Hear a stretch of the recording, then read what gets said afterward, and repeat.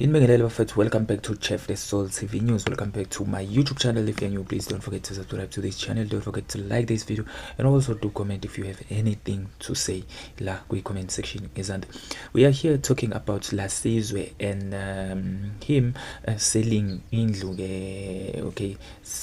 Ngokwama allegations ithi ke indlu kwakuyababo wakhe noma kwakuyabazali and ke yena wafuna ukuyiona yedwa, kodwa lokho sikuthole ngomunye wosaziwayo epostile epagini lakhe.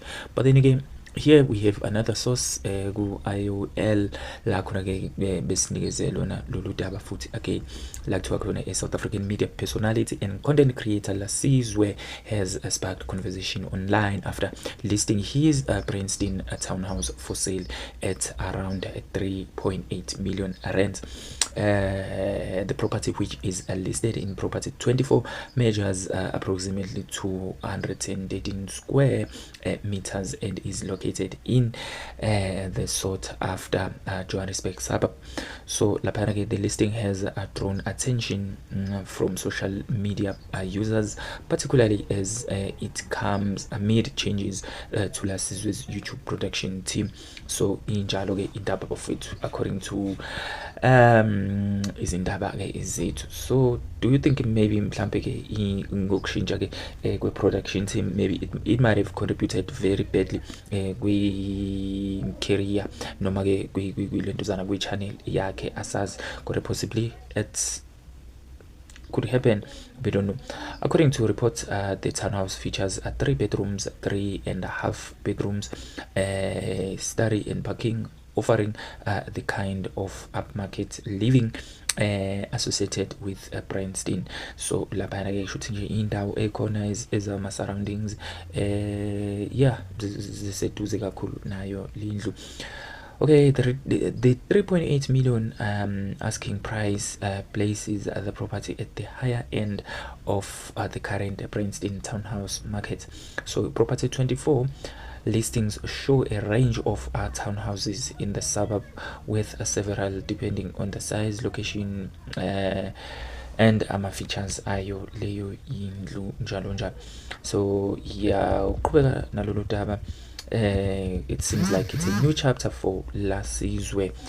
The property listing comes at an interesting point in Lasizwe's career, with the content creator reportedly restructuring his YouTube production operations, according to news, according to different platforms. So the entertainer has built much of his career around digital content, with his YouTube shows becoming a major part of his brand, as we all see laphayana ke khona ke futhi ke enye yawo nje ama-shows akhe ebizwa nge-Awkward Date, which began as a YouTube production, was also taken to television through a partnership with the MultiChoice in 2025 before the parties later went their separate ways.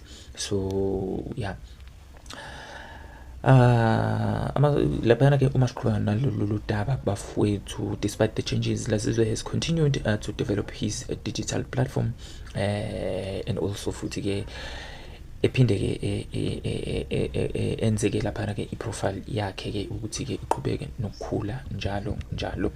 His relationship with other prominent media figures have also kept him in the spotlight.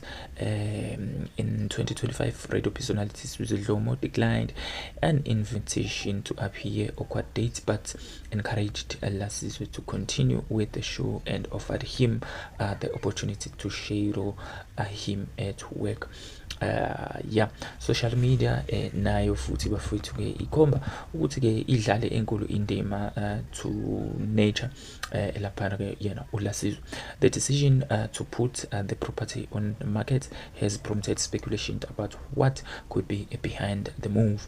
Abantu abaningi they are busy speculating or assuming ukuthi ke kungenzeka ukuthi kungenxa ka 1 no 2 and 3.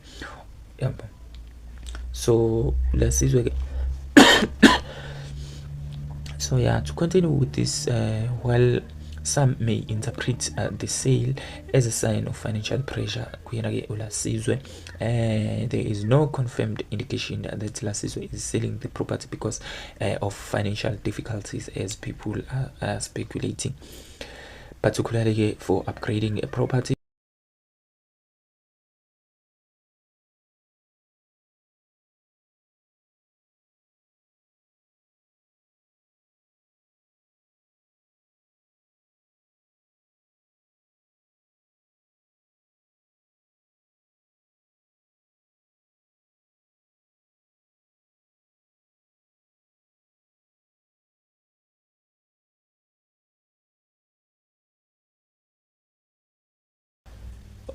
To continue bafowethu, as uLasizwe restructures his production team, because that's what's the most important thing currently. So yeah, his production operation, and he will be continuing to build his entertainment brand. The sale of indlu iyaqhubeka laphana ke, and futhi ke it marks the new beginning of another chapter ke for yena ke uLasizwe. Anyways guys, do you think uLasizwe is selling this house just because of financial pressures, or